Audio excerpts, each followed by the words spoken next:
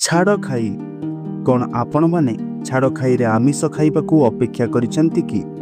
କ'ଣ ଆପଣ ଛାଡ଼ ଖାଇର ପ୍ରକୃତ ଅର୍ଥ ଜାଣିଛନ୍ତି କି?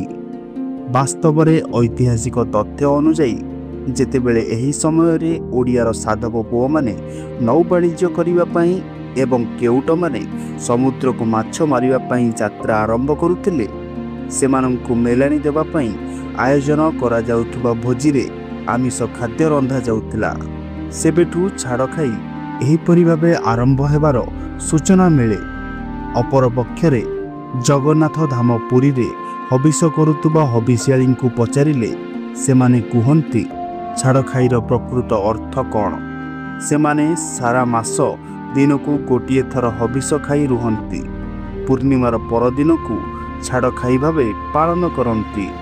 ସେମାନେ ସେଦିନ ସମ୍ପୂର୍ଣ୍ଣ ଭାବେ ଆହାର ଛାଡ଼ି ନିର୍ଜଳା ଉପବାସ କରିଥାନ୍ତି, ଯାହାକୁ ଛାଡ଼ ଖାଇ କୁହାଯାଏ। ଯେହେତୁ ସେମାନେ ସେଦିନ ସମ୍ପୂର୍ଣ୍ଣ ଖାଇବା ଛାଡ଼ି ଦେଇଥାନ୍ତି, ସେଥିପାଇଁ ସେଦିନକୁ ଛାଡ଼ ଖାଇ କୁହାଯାଏ।